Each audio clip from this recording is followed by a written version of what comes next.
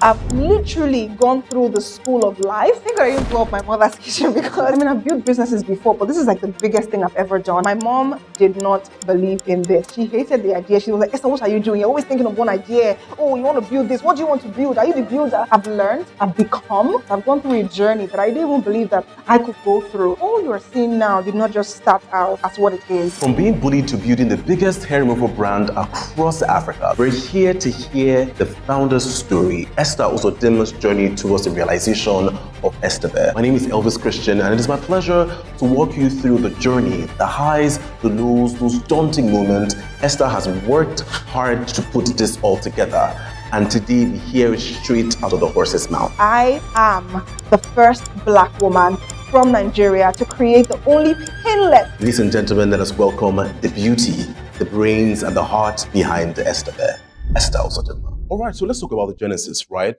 Can you walk us back to the very moment that EsteBare was born? I think it was when I was little, like 14 years old, right? Oh. From the very moment I saw my first period.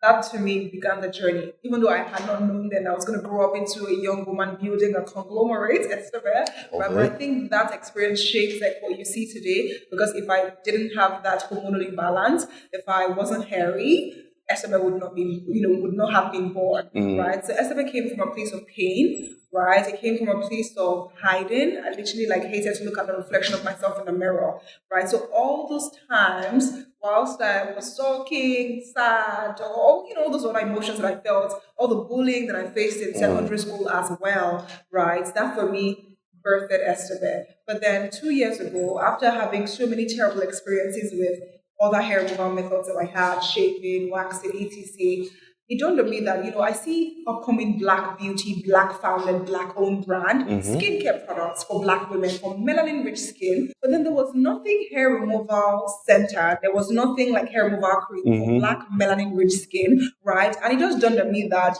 if there's nobody doing it, I could just try. Might as well, yeah. Do you understand? But then, initially, the idea was just to create a product for myself because I had a lot of issues with other hair removal methods. So I wanted something that really worked for me. So I was like, I'm going to formulate. I got a couple products, right? I bought a lot of ingredients. YouTube Academy really helped me so much. So I went on YouTube, Googled formulations. I think I spent over 6,000 hours in research. I calculated it because I had a time count.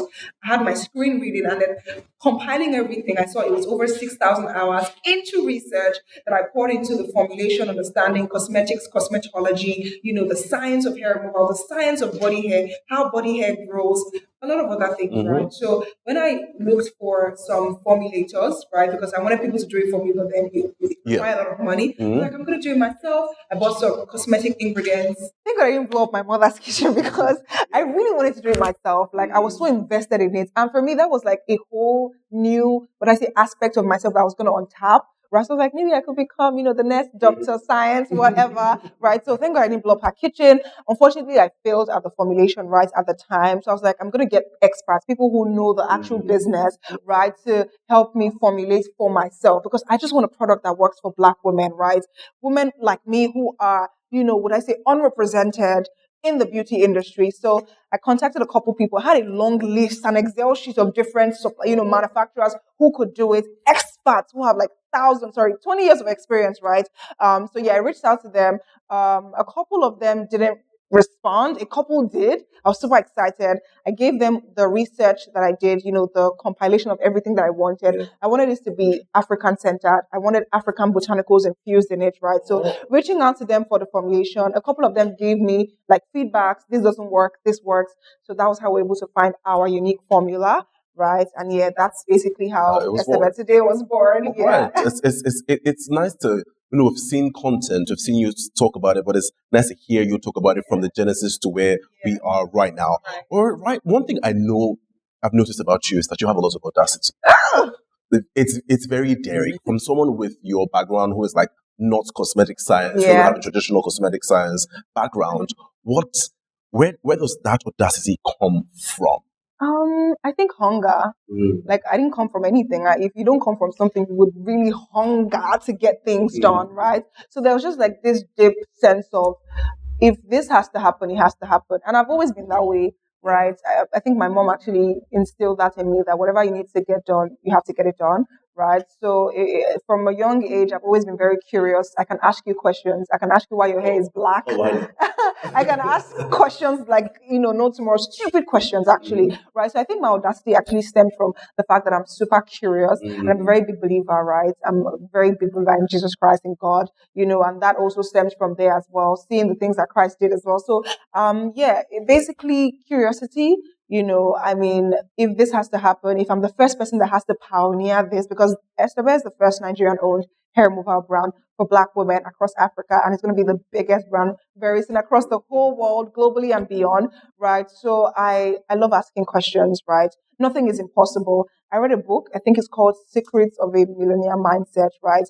And it says there that things that you've not done before, sometimes they'll be very difficult to do because you've not created a neural pathway for that to happen. But once you do it frequently, so I already knew the secret was, if I can repeat this every single day, if I can wake up and commit to it. I mean, there's been no reward since when I started this journey, no reward up until last week when we did our pre-order, right? But there's been no reward so far. It's been me pouring myself tirelessly, endlessly into building something that I just saw a vision. I think the vision, right? Anytime I feel weak, I just look at, okay, what's it going to be in the next 5 years? Okay, it's going to be like this. Let's go. Right, that's it. All right. So we always hear curiosity kills the cat, but in this case, curiosity births EsteBare. Yeah, Love curiosity that. did birth EsteBare. Love it. All right, so let's move on to the calling, because you could have, like we were discussing before we started recording, that you could have possibly delved into any form of a business, any form of, in this case, possibly activism, right? Why hair removal? Why is it so personal for you? Right. Well, because like EsteBare was born from pain, and like I said, when I was 14, I saw my first period and it was just a lot of uncertainties. I mean, imagine being a young girl with beards. Like I do have beards under my chin, on my body, everywhere, right? So I grew up in a school setting where, I mean, these guys don't really know so much about biology, the anatomy of the human body. So they would literally bully you because of what they see. They're not seeing the deeper psychological, what I say, insight into what's happening in your body. So I faced a lot of bullying in secondary school, and that for me, I was just like, there are so many other young ladies, there's so many other young girls, right, who have experienced such experience that I did go through, and then, I mean, they would need a voice. They would need some sort of advocate, right, for themselves, right? So I think basically it was from pain. Pain, purpose can be birthed from pain. And that's one thing I believe. Right, purpose can be birthed from pain. So hair removal, I mean, it's the easiest things, right? So, for example, building a business, right?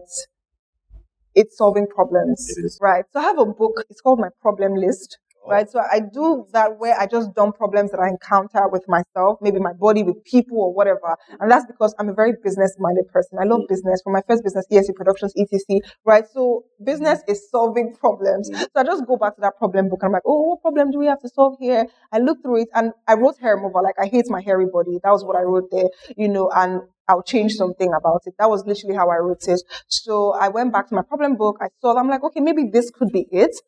So why hair removal, like you asked? It's a pain point of mine. I didn't really like how hairy I looked, and it impacted my self-esteem a lot. It's really like with other genders, with guys and men. Like anytime any boy sees me, I say, oh, I like you. I'm like, oh my God, like I thought they would do me a big favor by telling me that they liked me, because I didn't really see myself as that confident young woman at the time. I'm not like that anymore. Come on. So I didn't really see myself as that confident young woman. So it really impacted me so much, right? How I looked, how I, appealed to people, my aura, how I carried myself. So when anybody tells me that they like me, I'm like, oh yeah, like those huge favor. Do you understand? So yeah, hair removal, because it's a pain point of mine. EsteBare is born from pain. So we literally are created for people who have like hormonal imbalances, PCOS, or basically any other young Black woman out there who wants a hygienic product that works for their hair removal needs painlessly. So that's right. So as far as audacity, one thing I hear a lot from you is a very strong conviction, right? So why did you feel like you were the one to solve this problem? Because you said you have a problem book, a problem list. Yeah. What makes you feel like I'm the right person to solve this particular problem? So what was striking for me is from a very young age, right? I've always wanted to be the first person to do something. Like, I'm very competitive in a way. So my first dream was to be the first Black woman to host a show on CNN. But then I saw that there was someone there doing it. Her name is Zain Asha. Right, so she's a Black woman on CNN. She's a presenter. I was like, okay, bye. You already took it. So I was like, okay, you know what?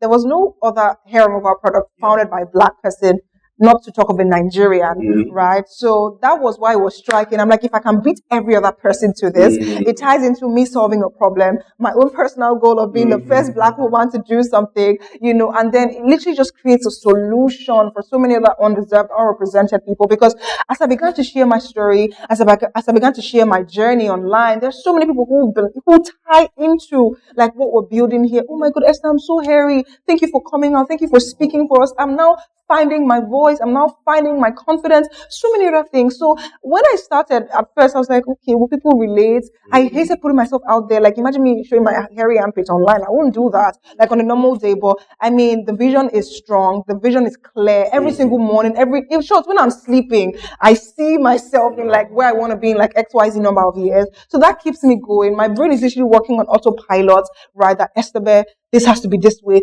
EsteBare in the next 5 years will be acquired XYZ amount of $1 million. So there's still a big vision that I always wake up to every morning that just keeps me going, that just keeps the vision driving. And again, I am the first Black woman from Nigeria to create the only painless herbal cream brand product line for Black women across Africa, and that's going to scale beyond the global borders.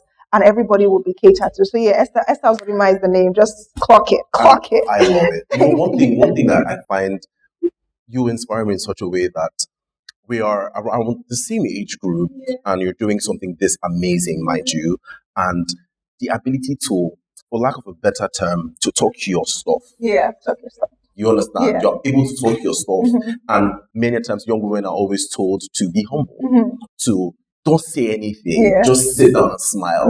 You're pushing boundaries, not just telling women that you can be hairy and be beautiful. You can take out the hair if you want to. You understand? And you understand empowering women, because it goes beyond just the business. There's activism involved. Right. And it's really inspiring. Thank you so much. Right. So hearing you speak, it speaks like, oh, you've had a swell time. You've been enjoying.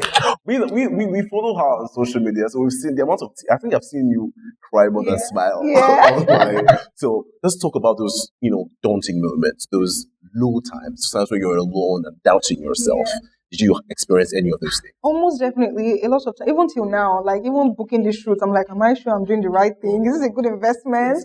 So every single day you wake up to doubt. And one thing you need to also remember is the vision. Like for me, I think the vision is bigger than the doubt. The belief is bigger than the doubt. So whenever those doubts or thoughts or small voices come, because they definitely will come. And it's a good thing because it helps you build yourself. I've gone through a pruning process. I've gone through a journey that I didn't even believe that I could go through. I mean, I've built businesses before, but this is like the biggest thing I've ever done in my entire life. And one thing, even if at all, whatever happens at the end of the day, which this will be successful, I've learned, I've become, I can build any startup, even if it's not hair removal. Like there's nothing I cannot do. Love it. Do you understand? So I think for me, the journey is the most important thing so far of this. But the daunting moments, let's start with the first one. My mom did not believe in this. She hated the idea. She was like, Esther, what are you doing? You're always thinking of one idea. Oh, you want to build this. What do you want to build? Are you the builder?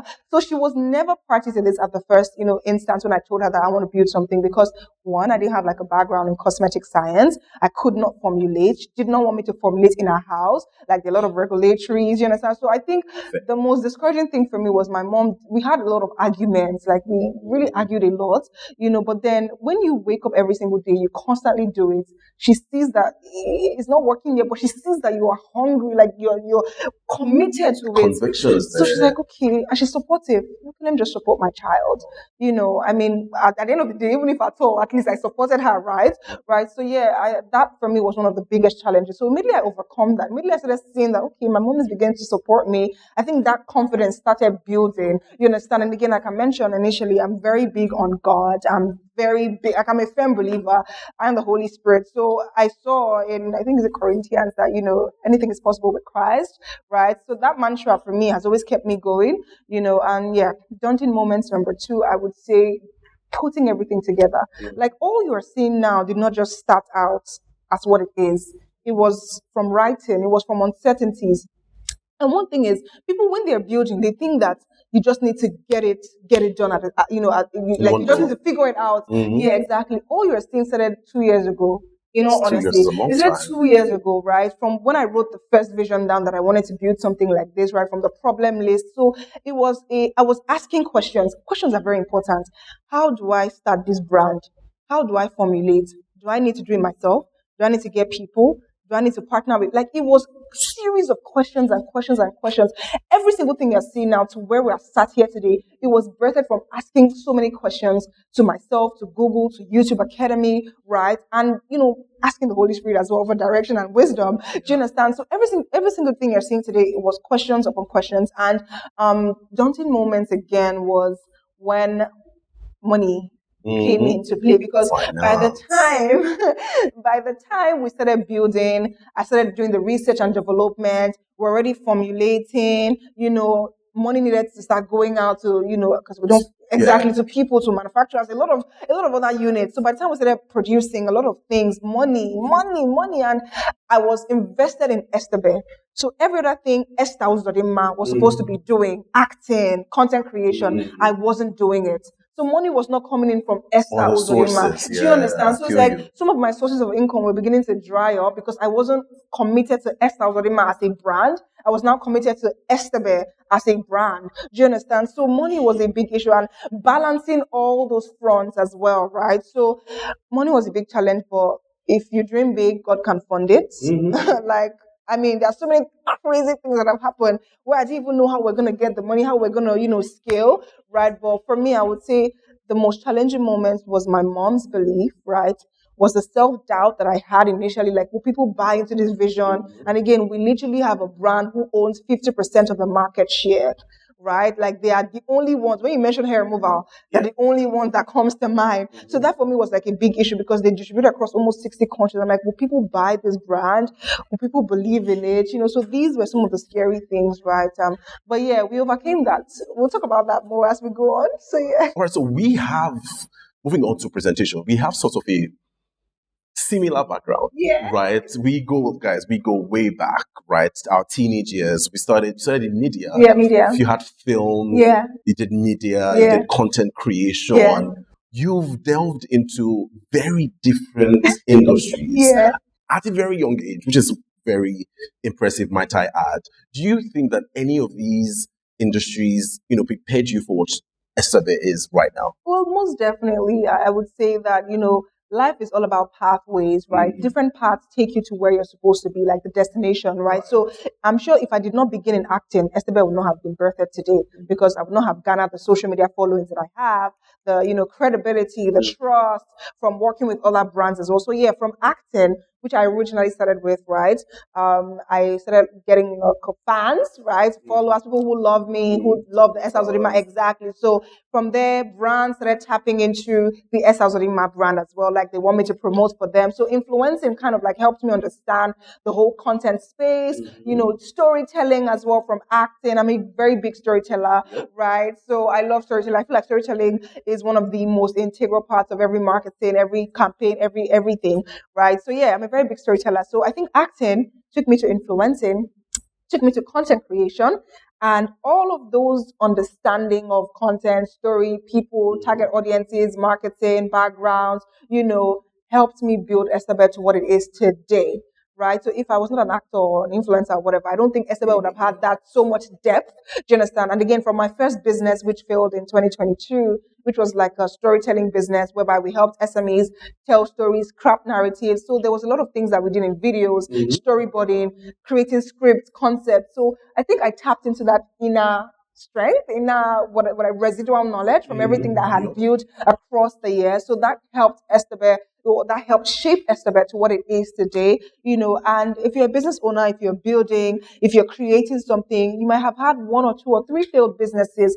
That is not the end. Like, it's a process. It's a part of you. Like, those are compartments. Just like when you're building a remote, there's a battery, there are keyboards, there are buttons, all those compartments build or shape whatever it is that you are building in the future. And one thing I believe is that whatever failure you have now is like a small ticket to whatever big thing that you will do, right? Because if you don't feel in this proportion now, whenever you get big, like, the proportion at which you will fail will be bigger. So you need to experiment failure. So I think I've had a lot of experiments with failure, and I'm not scared to fail. I can fail today, tomorrow I'm up. Like that's me. Do you understand? That's my mindset. Do you understand? So I see failure as very simple things. I just tick off my bucket list. Okay, we're failed. Okay, what's the next one? Do you understand? So I think all those processes just helped me build. And there was a time in my life in 2022 when my first business failed, ESG production. I invested all my life assets into that business, right? I was so depressed because this is a young girl. I was 21 at that time, right? Young girl trying to build a company. I had big dreams and visions in my head. I was like, maybe in 6 months' time, we would be in XYZ millions of naira as a business, but that did not happen. So the business crashed in 2022, went into depression. 4 whole months, I went offline, right? It was a very dark period for me. Like, when you say depression, I get what you did mean. not even want to see light around me. Like, I was literally in pitch black darkness, right? But then, if I could come out of that, I came out of that, I bought so many things, I recovered all my assets, and that was Christ helping me at that time, right? Because that was when I truly found Christ, like after that depression moment, So I just tell myself that if I could come out of that depression, there's nothing I cannot come out of. I can build tomorrow, fail tomorrow, come out of it. So that mindset has actually shaped me to build and I build this with a mindset that I can't fail. Even if I do, like, there's something to learn. I can't fail. Like, that's literally it, because I've learned so much. In short, failure is sitting here, like, I'm looking at them like, what is that you? Do you understand what I mean? So that's my mindset. I love that. So let's talk soft skills, right? That you must have imbibed from other industries or professions that you've dealt in. Anyone applicable now in the Esther of today? Definitely, I would say storytelling, managing people. Because now, as an actor, I'm on set always, so I know how to be on set I can stay on set, shoot till 5 a.m. and not be tired. Like, that's how much energy I have, right? So yeah, as an actor, I've managed people, shot with different people, met people from different cultures, backgrounds, opinions, perspectives. So I sort of like know how to manage people, how to speak with people, how to negotiate. I know a bit of sales. Do you understand? Like, if a deal is seemingly hard, I can get it. Like, I can crack it. Do you understand? Like, there's a way to crack it. There's a way to speak with people. You need to understand what people need. Do you understand? So yeah, I think I've built some of these skills. Like, I know how to spot potential in people in a way. I know how to spot when this person is wasting my time. I also waste your time too, right? So these are some of the skills that I've sort of like built across the years as an actor. Even building ESC productions, I negotiate with like logistic partners, a lot of other people. So I would say all of those single moments have helped me pivot successfully to what this brand is today, right? And as a business owner, I keep saying this because there are business owners watching this, there are content creators or people who want to build something in this space, right? Like, every single process that you go through, every single journey, it's a part of what you're getting to in terms of destination. Don't throw it away. You might say, oh, your small startup is not working now, but you might never tell if that's not going to be the successful one, if that's like a school for you. I've literally gone through the school of life, right? Across every venture and business that I've built, I've been through the school of life, and that for me has literally helped me. Like, I mean, come on, there are people who think they have to go to university, get a degree before they build something, or there are people who hold themselves back because of some certain limitations. There's nothing limiting you. It's just all here, like in your mind. Love that. Yeah. Talk about being a student in the school of life. Yeah. Right? Because yes, you are the founder of EsteBare. You are this, actor, successful business person. How has your experiences, this school of life that you've been in, morphed the person Esther Uzodinma? Not just the founder of EsteBare, just you personally. Okay, I would say that now I know better, right? In terms of my mindset has changed. I believe, first of all, we are here as creators, as from God. We are also creators because we have a God likeness in us. So from my spiritual life, right, understanding that we have a God likeness, I can build anything. I can create anything. And any single person out here watching this, you are creators. You can create. It is in your DNA. It is in your divine assignment to actually be a creator. So from that understanding, right, of being a creator, of understanding that I can build things, right, if EsteBare is not the business for me, even if I sell EsteBare today, I can build another business. So Esther Uzodinma today has become so much from building EsteBare, right? My mindset shifts, like I stand at a better place, understanding so much about leadership, understanding so much about people management, understanding so much about how to manage money and like my finances as well. Do you understand? Especially it's a business. Like I have been stuck broke. I've seen my account go red, but there's money, but it's not my money I get anymore. what you mean. It's Esteba's money, I right? get what So you mean. like so many conflicting things, having to make so many sacrifices. You understand? Especially for something that you really trust and believe. And this is deeper than just building a business. There's so much in because anything you're seeing outside now started on the internal. It started on the inside first. So that's to tell you that if the outside can look this beautiful, I mean, look at Esteba's page, look at everything that you see now that EsteBare is. It started here in the mind, in the vision, in the heart. Like there was a conception that happened. So every reflection that you're seeing of EsteBare is the beautiful reflection of who Esther Uzodinma has become today. I now understand myself better. I forgive myself better because there are some times where I'm like, yourself. this thing didn't work out. I'm so angry. Like the biggest challenge, one of the biggest challenges I faced, right? Building so many businesses is not being able to forgive myself for mistakes that I make. But anytime anything goes wrong, I'm like, Esther, I forgive you. Esther, it's okay. You're allowed to make mistakes. Esther, just breathe in. It's not on you. Like you're not perfect. You've not done this before. You understand? So I've learned so much. I've gone through a journey of forgiveness, like for myself, of making mistakes and understanding, of accountability. It's one thing to be accountable, right? You need to even if it's not your fault, like there are ways I make things my fault because I feel like it's a learning for me, right? So accountability is like a level of responsibility as well. And again, from how I grew up like a single mom. So I already knew responsibility from a very young age, right? I knew I was catering for my younger sisters, contributing to the family as well. So that basically built a sense of responsibility in me. And I'm really grateful for how this started and where this is going. All right, so let's move to challenges because I feel like this is a point in this whole conversation where people get to take something home. Yeah. Right. So let's talk rejection, investors, vendors, advisors, what actually moments that broke you. This is a long. I'll try to make it really, really quick, but okay. So January 2025, when I knew that this was a business, I looked at the figures. I looked at how much we needed, exactly everything we needed to put together to make this a successful business. And I looked at my account balance, and I was like, "Hey, Jesus." Literally, that was what I said, right? But then I didn't want that to hold me back, right? Because I believe that as you step, everything will become clearer, right? So investors, I took a long list, an Excel sheet per se of investors, right? I searched on LinkedIn, searched on Google, searched on so many blogs, investors who are investing in Africa. There's no way I did not search. I paid for LinkedIn Premium just to search for investors because on LinkedIn you cannot message people if you don't have a premium account. I paid for Premium for almost 6 months searching for investors, So initially I was looking for big guys, like big investors because I wanted, all the blogs to carry it. Esther Uzodinma, EsteBare, backed by XYZ venture capital firm. Look, genge. Do you understand? So, but those big guys, they don't have my time. They don't even care about the business because we've not made and generated traction, right? So that was I won't call it a mistake, it was a learning curve. I redirected. I was like, okay, let's look for smaller check size investors, people who will give me quick money, but still quick money never comes quick, So it was a lot of compilation, looking for the right people, interviews. I did almost 60 pitches to investors online, right? Even having meetings back to back.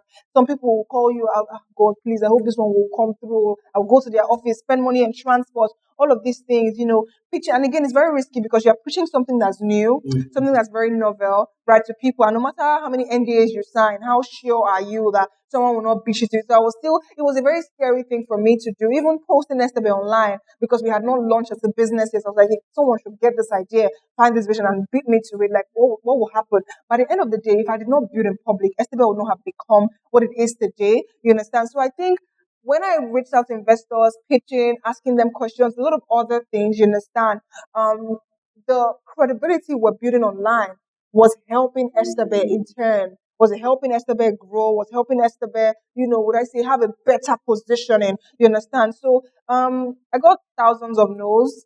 I'm exaggerating, but I got a lot of no's. It was a lot of rejections, a lot of no's, a lot of, sorry, you're too early stage, sorry, this will not work, or, what do you have? Do you have a team? Have you built a business before? Who do you know? So it was a lot of all these things, and sometimes there was even someone that told me that, oh, Esther, you're just making mouth. This is cheap talk.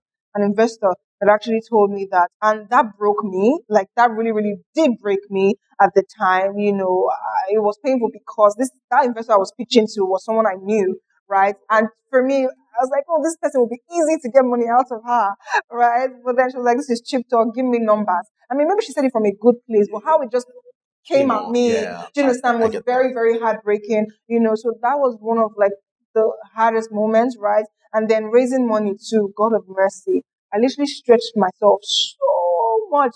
Like I stretched myself, and my mom was beginning to see that there was something here. You understand? So when it was time to actually finance bulk production, that was where the issue started. Like, oh my God, that was where like everything said I was doubting, because you have to produce in large numbers, in big quantities, it was just a lot at that time, right? So how do I raise this money? God, you gave me this vision. How do I build this brand? Like we've come so far. What do we do? How do we get out of this tight space? You understand? So when I told my mom that um this is how much we need to raise, she was like, we have a she has a building project that she's currently working on, so her money is tight, right? And then I'm just this young girl. I'm also financing myself through school, also supporting the family. So like, how do I raise this money? I kept going back to her, asking her, like, do you know a way? Like, no. Omo. I was angry with her because I'm aside from the fact that I built stuff, right? I just still see her as my mom. Like, oh, you need to help me. Don't leave me to everything. Because my mom sometimes she knows that I know how to be responsible, accountable, figure things out. So sometimes she doesn't really care so much like for me. She's more focused on my other sisters, right? Because Esther can handle herself, So that's how my mom does it. And I just really needed someone to help me, right? So my mom was the only one around at the time. I was like, Mommy, I really need this money. How do you think? I'm not even asking you, but give me ways. Like, I've not done this before. Like, can you advise me? So we got into like a subtle argument, where you're not speaking to your mom and you're living in the same house because you can't really provide me any help. So I was giving her an attitude at the time, right? So there was a morning I woke up very early, around 5 a.m. I usually go to her bathroom to brush. So when I was leaving her room, she was awake, and that was too early for her to be up. So as I was walking out of her room, she stood up. She came to me at the door, and she turned on the lights. And I was like, "Yeah, good morning." I just muffled it, and I saw her face, and like she was crying. Yeah, she was crying like, "Oh, it was so heartbreaking." She was crying, and then she leaned on my shoulder. She was like, "I'm really sorry that I can't raise this money for you. I'm really sorry. I feel like I failed you." And I'm like, that was the first time I had seen my mom cry. Like, since when my dad left, like, that was the first time I had seen my mom cry. Like, basically, like, we're just young women building things. She's also a single mom. So I felt really bad. Like, I had been so hard on her. I wasn't giving her, like, that. She's still a woman to figuring out life. Do you understand? So she has four girls building, and so yeah, I felt really bad. Like I had been so hard on her, right? So when that happened, I was like, it's okay, this will happen. So for me, it was a breaking point, but also a building point because I was like, you know what, I'm gonna get this done any which way. I'm gonna get this done. So we reconciled after that, right? I'm trying not to cry and spoil my beautiful makeup. We reconciled after that, and I was like, okay, game plan. What can we do? How can we raise? How much do we need? What do we need to do? Went back to the drawing board. No investor said yes. I sold my car. Very easy. I just looked out the window. My car was the only thing I saw there. I sold it. I was like, oh yeah, let's auction this, right? So sold it. And that was the exact amount we needed for the production. So when I sold it, it's like a lot of money. Sent it there, broke again, right? Broke again. Um, yeah, and then we needed money for a lot of other things. And from there to now, God has been faithful. If you ask me how do we make it work, I honestly can't say that. We won a couple grants here and there. And yeah, that's how EsteBare came together, honestly. Like, yeah. So after hearing this, it just, by the way, we hugged it out off camera, Yeah. but it's it's it's relatable. Yeah. I feel like everyone watching would understand where you're coming from, even with demanding such of from your mom and all of that. So now you have, after sourcing for finances, of course, it's a continuous Yeah. process, right? The continuous process. After a little breakthrough, Mhm. you are building EsteBare in something people would describe as an, not exactly a perfect environment. Yeah. What is that driving force? What keeps you? What makes you wake up in the morning and be like, okay, yeah, another day, another problem, let's solve it. What is that? So I've always been a very big believer in compounding gratification, meaning that if the reward is not coming today, but it's going to come in 2 years, and it's going to be bigger than what it is now. Imagine getting 10 billion, let's say next month, and getting 10 naira today. Like I'll choose the 10 billion, right? So I know that there's going to be a compounding interest on whatever I'm building. So it's like I'm building for the future, right? Like in the next 2 years, I'm usually going to be chilling in different countries that I want to. Do you understand? Building, working. So every single day for the last 9 months, I've woken up to do something that has not given me one single penny. Something I've lost so much weight, I've shed so much weight, right? I've cried so much in the journey, a lot of down moments, right? But then I believe that if you can pour and water, because when you plant a tree, it doesn't grow today, it grows in like a couple months, and then you would get the proceeds from that. So I believe in compounding gratification. We Gen Zs, this generation, people, I don't know, I'm young. I want to say this young This people, young people. but like this Gen Z generation, which I'm a part of, are very unconventional, right? We are very accrued to short term gratification. Like if it's not happening today, I don't want it. Do you understand? And that's something that you need to work on. If you're a young person watching this, right? You need to understand that building something big takes time. When you listen to a lot of podcasts from billionaires, right? Name them, you would hear that time is a very valuable asset. Like, I don't think I've wasted any time, like over the 9 months building EsteBare, because it is compounding for me. It is building billions for me. It's just that I don't have it yet. It has not manifested physically, but I know that it is there. And like my vision, I can see it. Do you understand? So that's been one of the biggest driving forces. There's something waiting for me, right? And I'm building now. Like, I believe more on the process than just like, getting it done really quick. So the process for me, God takes you through a process, right? He builds you, because if imagine if I had gotten 10 million naira back then, maybe 2 years ago, I probably would not have known how to utilize it properly. But with the limited resources that I have to be creative about it. Like when you don't have money, trust me, your creativity will come out. You understand? So you would think of ways to use 10 naira to do 10 things. And that for me is more beautiful. That's the school of life. I can leave whatever organization now from, this with more grounding knowledge and, training and whatnot. I can do whatever I want to do, like do you understand? So that for me has been like the driving force. You understand? Just understanding that there's something waiting for me at the end of the line. I'm building something for tomorrow, right? And there are people that will follow me on this journey as well. So yeah. Love that. So now just to wrap it up, because we've had, the daunting moments. Let's talk a little bit about the highs, right? What was your first guess? That moment where you're like, all right, full throttle, let's go. Who gave you your first guess? On the 8th of January 2025, EsteBare won $500, which is really small compared to how much I had made before. But like $500 was a big deal for the brand. This was the first time I hadn't even put EsteBare out there, right? But then I entered for a pitch competition I saw it. Yeah, exactly, where we had to pitch the brand, talk about the business model. I didn't even know what I wanted to do at the time. It wasn't so clear. I just knew that I wanted to build a hair removal brand for Black women, for hairy women, right? So I entered with a pitch competition. We pitched, I think we're 10 people. First of all, you had to make a video entry for my video to be selected to be among the top 10. And then I got to the final stage where I had to pitch live in front of thousands or hundreds of people, right? And again, the judges were people who had built businesses. I'm talking director of Google West Africa, Choma Ikuku, who were like, who are big business entrepreneurs, right? So that for me was a very, oh my God, these people see this. They see me. They see EsteBare, right? So that was the first year. I think that $500, I utilized it very well. In fact, I didn't even touch it for 1 month. I was like, this morning we have to milk it. We have to milk it very well. And God has been so faithful. Like every single person who have come on board with me, worked with me, like they've just sort of like fit into this umbrella that we have. Even if we don't have big resources yet, they've just been so helpful, and everything has just worked out hand in hand. There's this thing I saw in a book again that I read, Secrets of a Millionaire Mindset.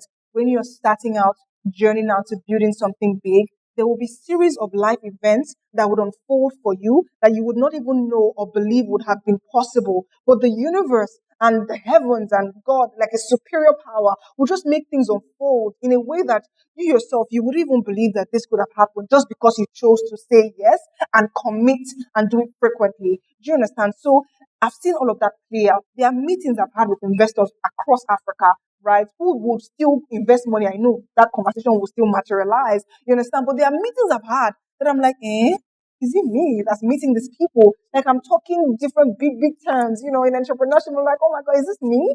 So yeah, that for me has been one of the highs, right? And again, the social media, right, blowing up every single time, comments, the advocacy, the community, the inclusivity, the cult-like movement that we've built so far, and people reaching out to me saying, "Oh, Esther, we want to work with you. We want to work in this company. We believe in the vision." I think 2 weeks ago, I got a call, from someone saying that, "Oh, Esther, I like what you're doing. Oh, this your company is looking good. I think I can come on board as an advisor and take some advisory shares. You've not done anything, but you are seeing that there's a vision here. Do you understand?"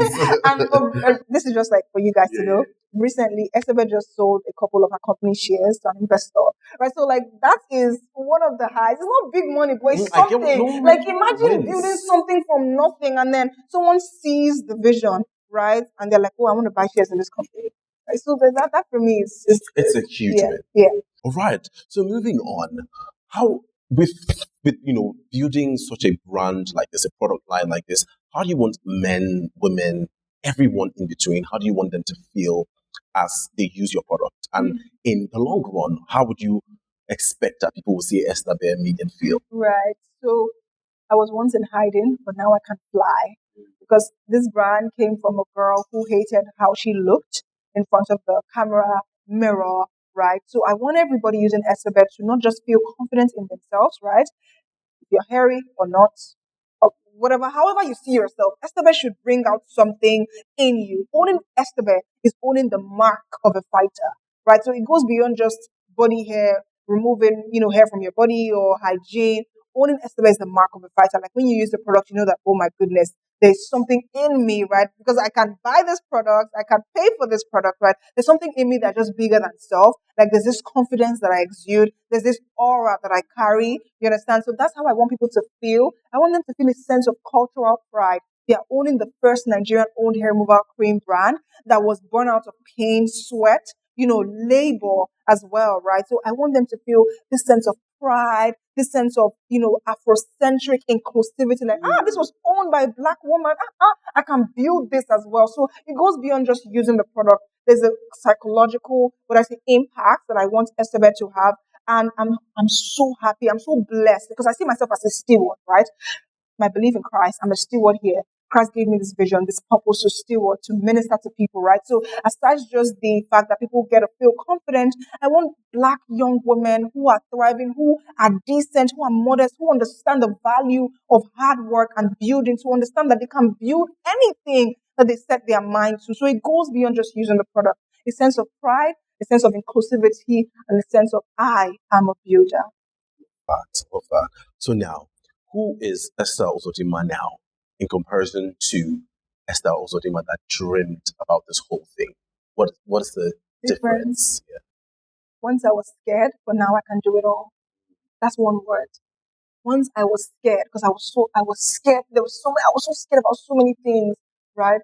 But I've beat that self-doubt. And as a business owner, as a young person, as a young girl, building in such age and time with nothing, you can build something. Like you can literally have zero in you. You don't even need your money to build something. Sometimes, right, you can build anything. So Esther Uzodinma now is that girl, that leader, because I see myself as a leader, because I'm not just building a brand or a product, I'm leading a team of people, right? It's a movement, right? I'm advocating, right, for so many young people who feel unseen, so many Black women who feel unseen, unrepresented, right? So it's a movement. I'm a leader, I'm a builder, I'm a steward, I'm so many things all in one. I'm still just Esther Uzodinma who dared to dream.